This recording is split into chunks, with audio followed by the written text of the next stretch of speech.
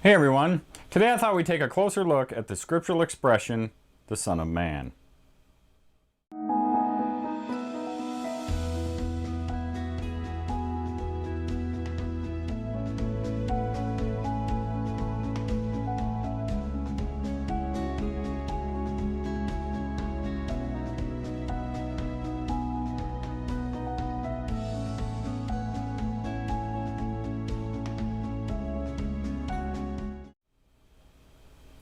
Shalom everybody, and welcome to Beit Tefillah.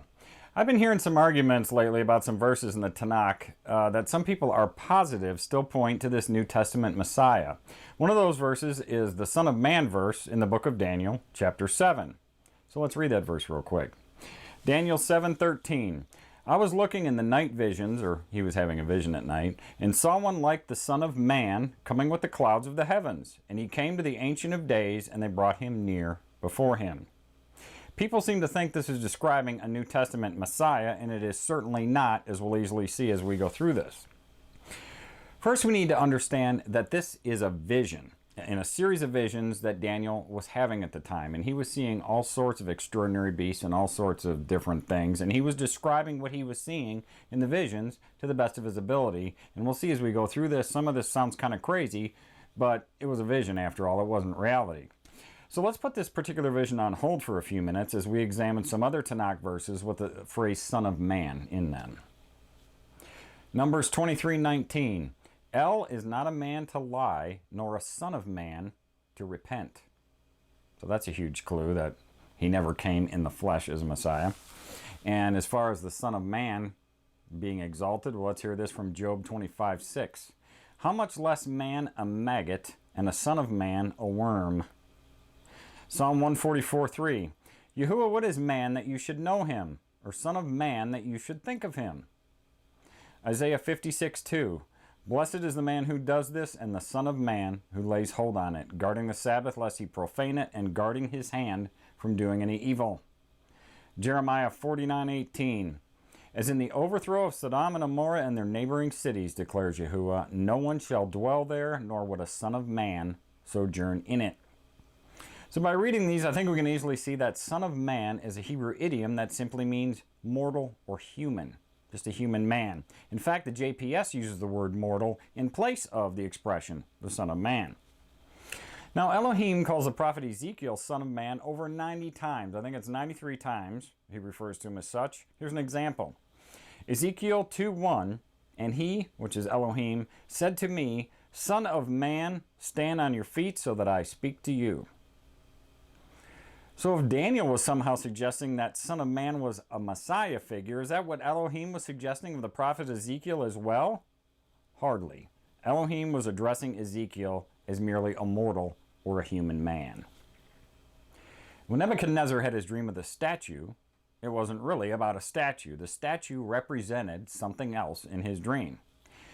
Daniel was told by Elohim what Nebuchadnezzar's dream was and the interpretation of it, as we can hear simply by reading Daniel chapter 2. We'll do verses 19 and 23 and combine them. Then the secret was revealed to Daniel in a night vision, and Daniel blessed the Eloah of the heavens.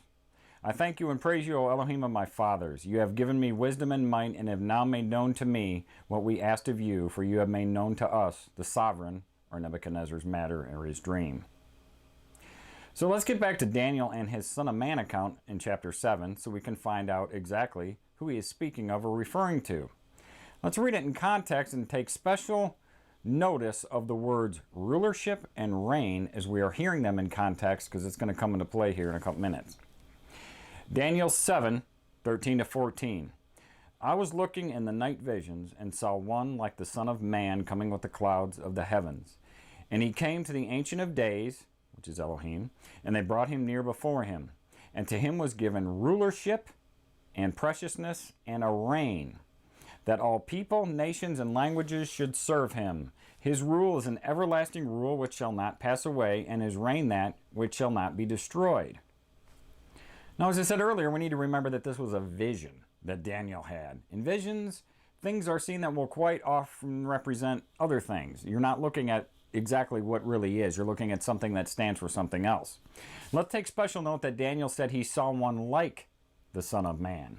So the obvious question is, Who does this Son of Man example represent that Daniel saw in his vision? What or who is he exactly? Plainly put and quite easily seen, this man or Son of Man represents Yisrael, the people. In the end of days, this man or the people of Yisrael are persecuted by the fourth beast that Daniel sees. Remember how this last beast wears out the set-apart ones of the Most High, and it intends to change appointed times and law? Now Daniel didn't understand his vision, so he had to ask, and a messenger told him, as we hear in Daniel 7:16. I drew near to one of those who stood by and asked him the certainty of all this. And he spoke to me and made known to me the interpretation of the matters, or of the vision. Now the Son of Man that Daniel saw wasn't about a singular man or some kind of Messiah. Messianics will quite often quote this verse, as they do many others, by pulling it completely out of context. We need to read this in context like everything else, as we are told exactly who this man represents. Let's look down in the same chapter at this next verse. Notice the rulership and reign, those two words, as we hear this verse as well. Daniel 7:27. And the reign and the rulership and the greatness of the reigns under all the heavens shall be given to the people, the set apart ones of the Most High. His reign is an everlasting reign, and all rulerships shall serve and obey him. So let's notice that this wording shifts back to the singular here, just as it does in Isaiah chapter 53. Verse 27 states, the reign and the rulership shall be given to the people, plural, the set apart ones, plural, of the Most High. Then the wording then shifts to the singular and says, his reign is an everlasting reign, and all rulerships shall serve and obey him. As we can clearly read, this Son of Man, singular, from the vision, represents the people Yisrael, just as does the suffering servant of Isaiah chapter 53. Now, for some who may not agree with the Son of Man definition, let's hear what the messenger said to Daniel, as recorded in the following chapter in Daniel 8:17. He then came near where I stood, and when he came, I feared and fell on my face. But he said to me, understand, Son of Man, for the vision is for the time of the end. So Daniel himself is referred to as a Son of Man, right here. We heard Elohim tell us many times that he is our only deliverer, as in the following verse, Isaiah 43:11. I am Yahuwah, and besides me there is no deliverer. A Son of Man is mortal and cannot be a Savior or a deliverer, as we can hear from this verse in Psalm 146:3. Do not put your trust in princes, in a Son of Man, in whom there is no deliverance. Anyway, let's get back to Nebuchadnezzar. He had a dream, of course, that Daniel recounted to him and told him the meaning of. Let's go over that dream real quick. We'll read about it in Daniel 2:21-35. You, O sovereign, were looking on and saw a great image. This great image and its brightness excellent was standing before you, and its form was awesome. This image's head was of fine gold, chest and arms of silver, its belly and thighs of bronze, its legs of iron, its feet partly of iron and partly of clay. You were looking on until a stone was cut without hands, and it smote the image on its feet of iron and clay and broke them in pieces. Then the iron and the clay, the bronze, the silver, and the gold were crushed together and became like chaff from the summer threshing floors. And the wind took them away so that no trace of them was found. And the stone that smote the image became a great mountain and filled all the earth. Now we know that the head of the statue in this dream was Babylon, because that's what Elohim told Daniel the interpretation was. The chest and arms of silver was Persia, the belly and thighs of bronze was Greece, and the feet of iron and clay was Rome. Now, a mere 5 chapters later, we read about Daniel's vision that he described in Daniel 7:2-7. Daniel spoke and said, I was looking in my vision by night and saw the 4 winds of the heavens stirring up the great sea. And 4 great beasts came up from the sea. We know that's a Hebrew idiom meaning coming up from all the people, from the sea. And they were all different from one another. The first was like a lion and had eagle's wings. I was looking until its wings were plucked off and was lifted up from the earth and made to stand on 2 feet like a man, and it was given a man's heart. See, obviously this is just a vision, and he's just describing this to the best of his ability, because that kind of doesn't make any sense, right? That doesn't happen, all right? And see, another beast, a second, like a bear, and it was raised up on one side, and it had 3 ribs in its mouth between its teeth. And they said this to it, arise and devour much flesh. After this I looked and saw another like a leopard, which had on its back 4 wings of a bird. The beast also had 4 heads, and a rule was given to it. After this I looked in the night visions and saw a 4th beast, fearsome and burly, exceedingly strong. And it had great iron teeth. It devoured and crushed and trampled down the rest with its feet. And it was different from all the beasts that were before it, and it had 10 horns. So that was Daniel's night vision. And what the beast represented in that vision, the lion was Babylon, the bear represented Persia, the leopard was Greece, and the 4th fearsome beast was Rome. Gee, the same as Nebuchadnezzar's dream. I'm sure that's not a coincidence. Now, I may be a few years off here with my dates, but roughly, the kingdom of Babylon was conquered by the Persians around 539 BC. Persia was conquered by the Greeks around 449 BC. Greece was defeated by Rome around 146 BC. So Rome is the last kingdom. And notice that the prior kingdoms were all destroyed by armies of men. But how will Rome, or this last kingdom, be destroyed? Let's read it again here from Nebuchadnezzar's dream, Daniel 2, 34 to 35. You were looking on until a stone was cut without human hands, and it smote the image on its feet of iron and clay and broke them in pieces. Then the iron and clay, the bronze, the silver, and the gold were crushed together and became like chaff from the summer threshing floors, and the wind took them away so that no trace of them was found. So this was done by a stone cut without human hands, because this time Elohim destroys the final kingdom, and then no trace of any of the other kingdoms were found. Remember what Daniel was told about his vision? Daniel 8:17. Understand, son of man, for the vision is for the time of the end. And the 4th beast that persecutes the set-apart ones at the time of the end, or Rome, does this. Daniel 7:23 and 25. This is what he said. The 4th beast is the 4th reign on earth, which is different from all other reigns, and it devours all the earth, tramples it down and crushes it. And it speaks word against the Most High, and it wears out the set-apart ones of the Most High, and it intends to change appointed times and law. Well, let's think about this. We live in a Greco-Roman society. The origins of the names of our months of the year come from Roman gods, Roman emperors, or numbers on the Roman calendar. Greeks called the days of the week days of the gods, and the Romans substituted their equivalent gods for the Greek gods Mars, Mercury, Jupiter, Venus, and Saturn. Now the Germanic people substituted their similar gods for the Roman gods, such as Tu, Woden, Thor, and Freya, but they did not substitute Saturn. The model of the Roman Republic led to our current legislative model and modern democracy, and is one of the greatest Roman contributions to our world today. One of the Romans' most well-known contributions, and possibly one of the most beneficial to our well-being, is the aqueduct. The very first Roman aqueduct was constructed by Appius Secus in 312 BC. In the following years, Roman engineers used the same plans to build many more aqueducts that brought water into many cities and towns. Some of those same aqueducts are still used today. The aqueduct system led its way to the creation of baths, toilets, sewage systems, and it supplied fresh drinking water. They introduced thermal heating to the aqueducts, which lent itself to the further creation of heated baths and central heating. The Roman legal system was constructed during the period of the Flavian emperors. It is still the basis for most European legal systems and laws. In the USA and the UK, common law is an evolved variant of the original Roman law. The Roman alphabet is the most widely used alphabet and system of writing in our world today. This alphabet is the official script of almost all Western European languages, some Eastern European languages, along with some non-European languages. The Roman alphabet is probably the most widely used out of all the Roman contributions to our modern world.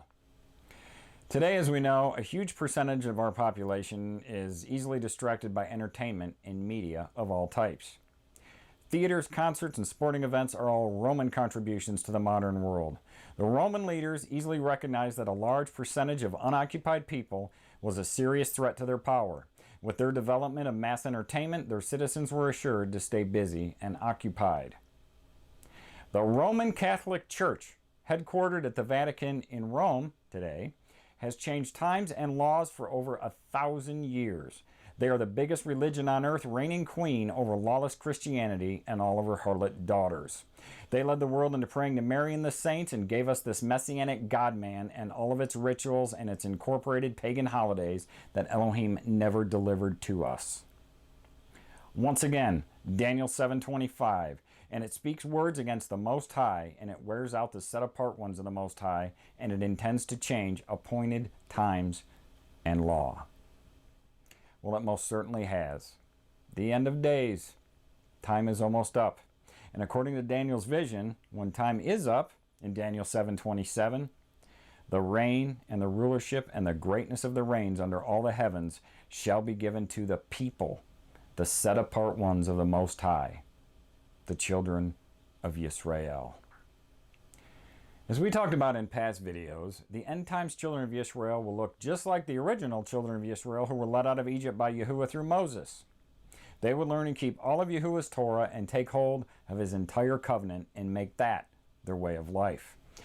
Also take note that when Yahuwah took his people out of Egypt, he was freeing them from idolatry. They were to follow only Elohim. The end-time children of Israel will also have no other gods, no mighty ones, no idols in place of or besides our Elohim. He will be their Elohim, and they will be his people. Exodus 20:2-5. I am Yahuwah your Elohim who brought you out of the land of Mitzrayim, out of the house of slavery. You have no other mighty ones against my face. You do not make for yourself to carve image or any likeness of that which is in the heavens above, or which is in the earth beneath, or which is in the waters under the earth. You do not bow down to them, nor serve them. Now, if people know that they are descended from a certain tribe of the 12 tribes of Israel, well, that's all well and good. But if people cannot trace their lineage today back to one of the 12 original tribes, Yahuwah has a plan that covers that as well, as he tells us in Isaiah 56:6-7. Also the sons of the foreigner who join themselves to Yahuwah, to serve him and love the name of Yahuwah, to be his servants, all who guard the Sabbath and not profane it, and hold fast to my covenant, them I shall bring to my set-apart mountain, and let them rejoice in my house of prayer. Hallelujah. Notice it says, and to love the name of Yahuwah, and to be his servants. Now we can see who the Son of Man is that was being discussed by Daniel in chapter 7. Was referring to the people of Yisrael that was shown as a man in singular in the vision. In the same way that in Isaiah 53, the suffering servant was referred to singular plenty of times, but leading up to Isaiah 53, we were told over and over again, my servant is Yisrael, the children or the seed of Jacob. Over and over we were told that again. It's the same thing running through all out the Tanakh, that there's just Elohim and just his people at the end of time. Okay, we don't need a mediator. Elohim is our only deliverer. He's our only true savior.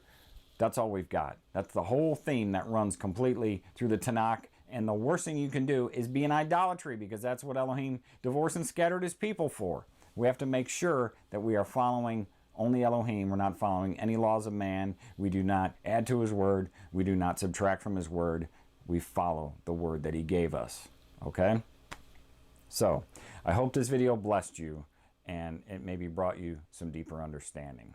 A shout out to all of those worldwide in the dispersion who are truly Yisrael. Everybody be blessed and have a wonderful day.